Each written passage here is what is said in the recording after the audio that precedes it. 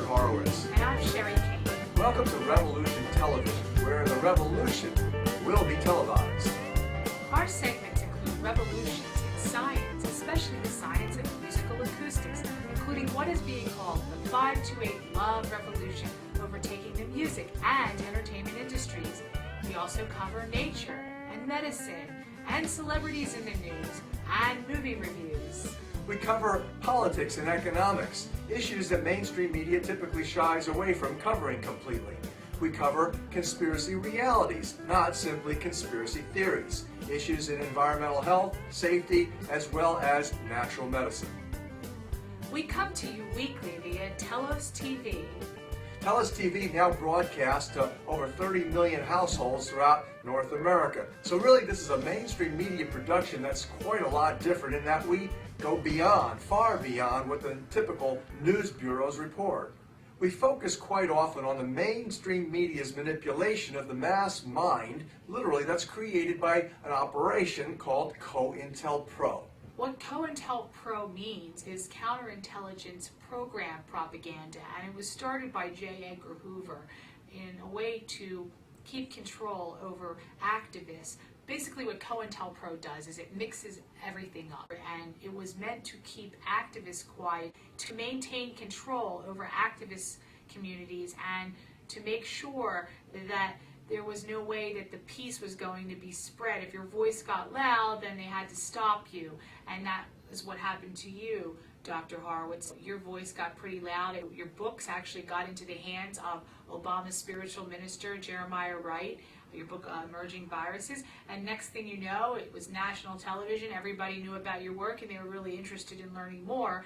And learning more is something the government, actually, they sent out the counterintelligence propagandists to stop people from wanting to learn more because they don't even get to know that there is more.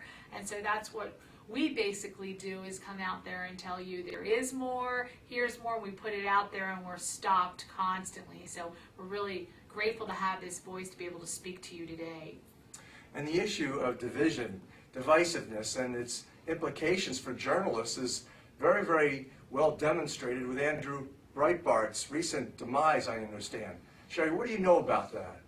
Well, Andrew Breitbart was an activist. He was for the Tea Party. He was a conservative, and he was really out there in the face of people who were hypocrites. He's the one that exposed Mr. Weiner when Weiner did some lewd acts with an underage person over the internet. And Breitbart was the one that came out with, like, look what's going on, you know, here's a guy who's saying, you know, no, and he's a conservative, and he's trying to claim that he's like this guy that's holier than thou. Well, look what he's doing. Now he was going to be coming out and exposing Obama, especially during his college days. He wanted to show who his involvement with William Ayers and how he was basically groomed to become the president for this agenda, which is to bring in the New World Order. Right now, my Twitter feed is already calling me a big fat homosexual. Hello, children at home. No, your dad's not gay. That's how the left rolls. Because this is my war cry for 2012. You need to join me in this war against the institutional left. This is not your mother's Democratic Party. Duh. Duh. John Podesta, George Soros. You know whose party it is? Bill Ayers and Bernardine Dohrn. If I'm palling around with terrorists, I'm not the best house guest because I'm still going to destroy everything that they stand for. Unfortunately, in the year 2004, the radical left basically did a coup d'etat of the Democratic Party. And so what do we get now in Barack Obama? Well, I've got videos, by the way. This election, we're going to vet him. I've got videos. This election, we're going to vet him from his college days to show you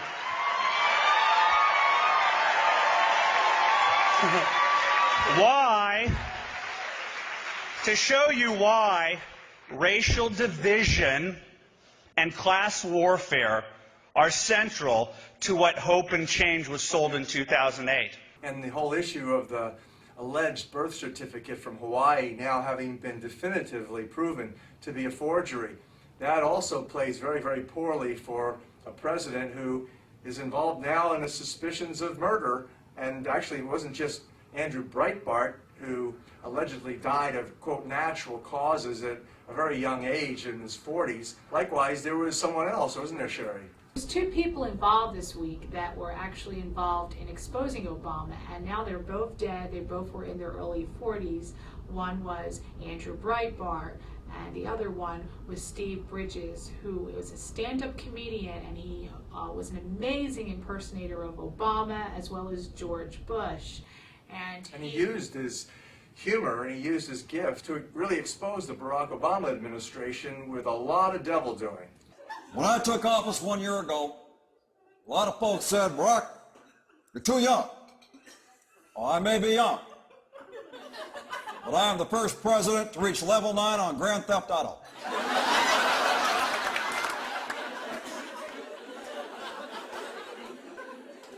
The bottom line is I won the presidency. I had to. It was the only way I would get the name Barack Hussein Obama off the no-fly list.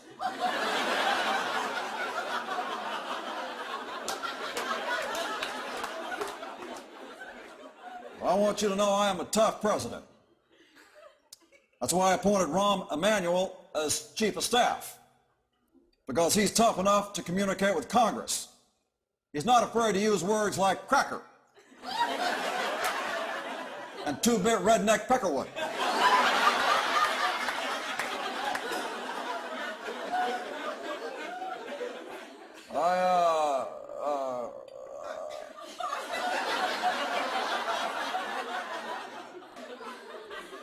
You see, folks,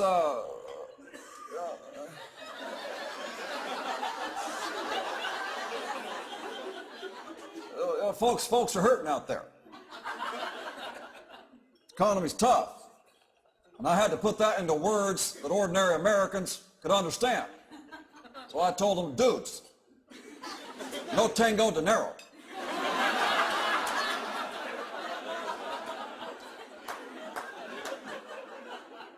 I want you to know that I'm concerned about America's future. I wish I had a crystal ball, but the company that makes crystal balls just went out of business. I'll tell you something else I'm going to do. I'm going to stop giving tax breaks to companies that ship our jobs overseas. And I'll let them stay here and go bankrupt with the rest of us.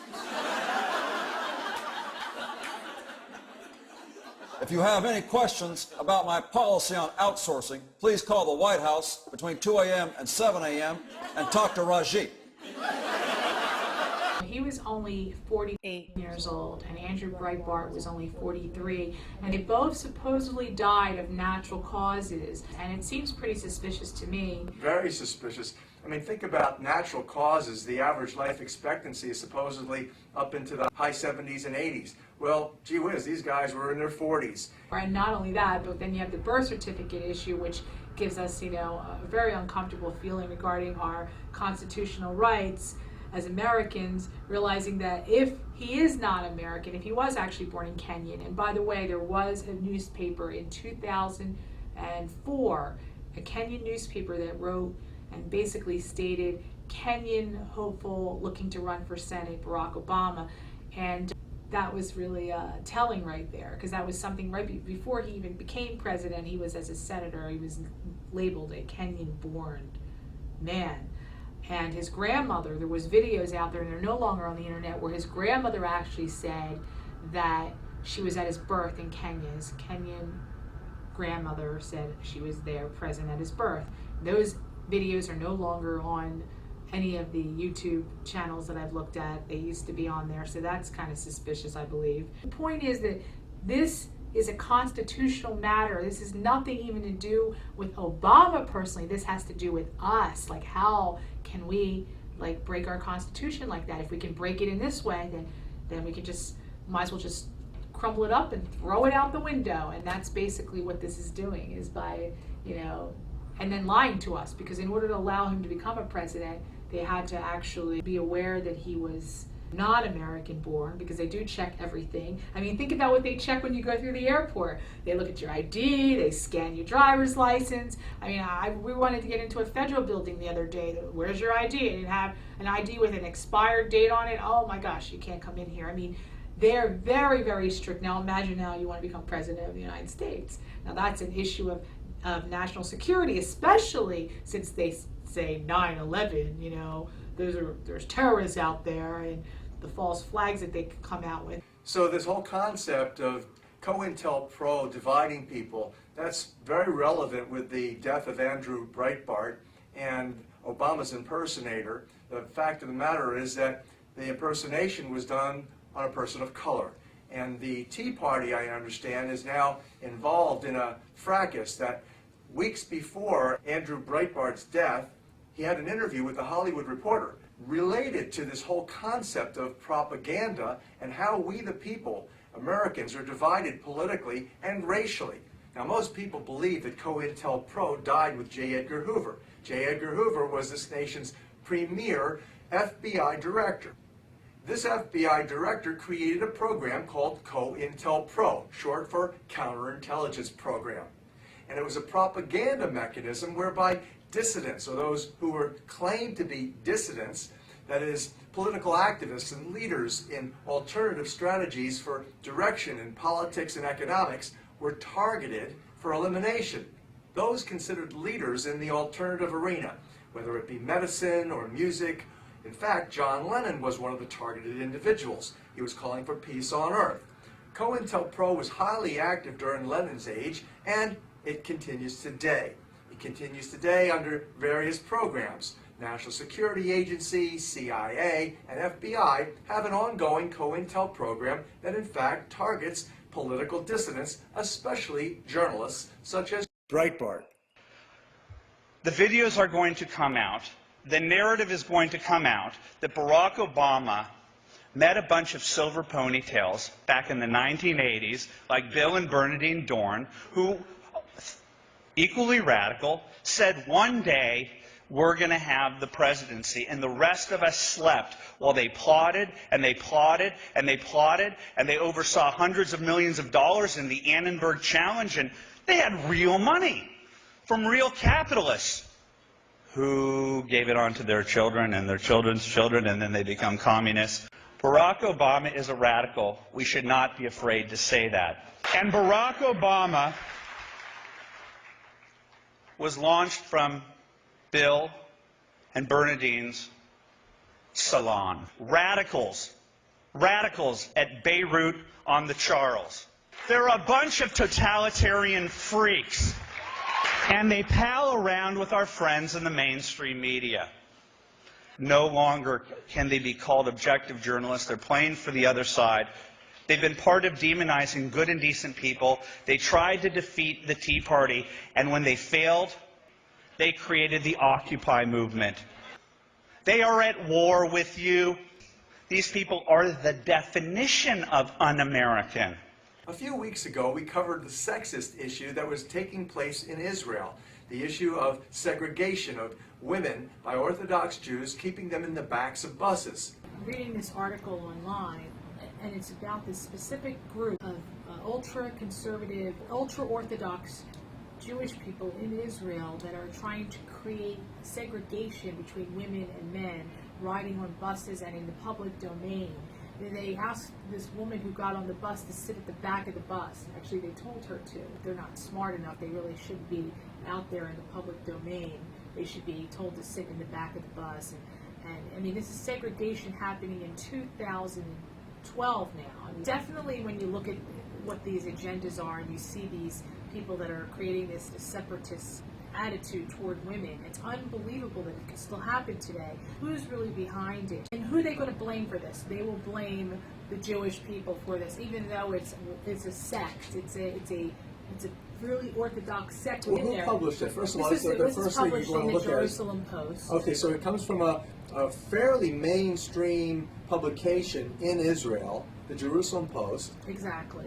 And some Jewish people opposing this ultra-Orthodox group from trying to impose segregation. So there you have white supremacy, you have sexism, you have racism, Divisions. you have these gross, fictionally created division, create this rift between people where instead of love, 528, we have fear and dissonance in a different frequency, which we've determined is most probably what's called 741. Right. Well, fear is what keeps crime going. People commit crimes out of fear. Without crimes, then you'll have less work for hospitals, less work for lawyers, less work for the court systems, and less work for the police. So that's why fear needs to be kept in place according to what the agenda of people that are actually creating the dissonance. And that's part of the dynamic, isn't it? Fear versus love and faith. Faith and love go virtually hand in hand. And this concept of fear, which is driving virtually all the problems on the planet, isn't it? What does the word fear stand for? False evidence appearing real. Exactly. So exactly what it is. It's false evidence appearing real. And of course the mainstream media takes the role, the lead in generating frights for profit. And that's standard genocide. In fact, I don't use that word genocide sensationally here on this program or any time I use it. It is strictly defined, genocide is, as the mass killing or enslaving of people for profit, politics, and or ideology. And so when you look at what's taking place in the Middle East or in India and Pakistan and Afghanistan and Iraq and Iran, you look at those divisions between people, the fundamental problem is there's a dissonance in the energy within their hearts, within their minds. Right. You know, and look at the 9/11 scare, you know, I mean, there's so much evidence that points to it being an inside job, and, you know, still people are in denial about. And there's over 50% of the population today that believe that the 9/11 events were set by people within the United States federal government. To create fear. Yeah, so that's been polls that have been publicized. So it's actually a majority now. It's not a majority view that's promoted on mainstream media, but it is a majority view of we the people. And so why isn't this majority view and the evidence for it discussed in the mainstream? Because again, you've got propaganda mechanisms ongoing without mentioning any names or the names of the organizations that promote it. Just look at who are the leaders in the mainstream media, and you can then begin to discern what is the incentive for this particular propaganda and divisiveness and fear promotion to be promoted like this. Yeah, I mean, that's part of the whole game is the fear aspect. Well, how does this fear with 9/11 affect your life? Well, if you ever go to the airport now, all the things you have to do, you have to take your shoes off, you have to take your computer out, you have to get rid of your water. I mean, really inconveniences are happening, and that's just really the beginning. You know, and then they want you to go through an X-ray box that has like radiation, and The new ones, they tell you that, oh, it's much less radiation than a cellular phone. But anyway, a cellular phone is a cancer stick, and quite frankly, you know I'm not a terrorist. If I have to prove to somebody that I'm not a terrorist, I'd rather have them give me a genital massage than to put myself under a risk of cancer. It's like, that's what they do, basically. They feel up and down your leg. It feels like some sort of a violation, truly. yeah, I've always opted for that, you know, rather than going through those machines. I think that it's important that, you know, people definitely think twice before you do anything that could be a potential risk, including getting vaccinated. There's still people out there getting vaccinated with the flu shot, even though 50% of the doctors and nurses said they wouldn't take the shot. So it's the same thing, you know, it's like you have the evidence is out there, and people still continue to do it because they believe their doctors and they believe the mainstream media for being 100% telling them the truth. They believe they're honest. And so when you believe them to be honest, some consequences could occur. Misplaced faith and trust is a major problem. And again, all the time we place our faith in politicians. You know, for example, Obama, it was the great new hope. And then what happened now, subsequently, he's got one of the lowest ratings of any president ever. So again, what is it that we human beings have that we're repeatedly doing the same mistakes over and over again? We place our faith and trust into untrustworthy places. And the greatest faith and trust that you can place is in the Creator. And of course, you've heard that time and time again in various religions and theologies. Yes, we definitely don't trust man for sure. Trust God, and that's what we believe in. We believe in the faith, and that's why we know that we are on the right path in giving you this great news, which is the news about how we can heal the planet. And The news about 528 in love, and Exactly. how love is the universal healer, and how we can use it, we can apply it, we can celebrate it, and witness it everywhere. And so that's what the Love Zone is really all about. All of nature is in balance. It always goes to balance. It's not in dissonance or disharmony, tending towards chaos and confusion. That was a thesis that was initially advanced in the world of physics that has been disproven. The world is not moving into chaos. The universe is held like gravitational forces hold the atmosphere together, and this planet in relationship to other planets in its solar system. There is a balance and a harmony and a cycling, and it's all based on musical mathematics. And if you understand that, you have to raise the question, why are human beings in dissonance? Why are they being unrighteous? Why are they choosing fear versus faith? Why are they choosing to degrade each other and kill each other instead of love each other and work collaboratively with each other? That is the question that we like to entertain here on the Love Zone. These are most important questions for our time.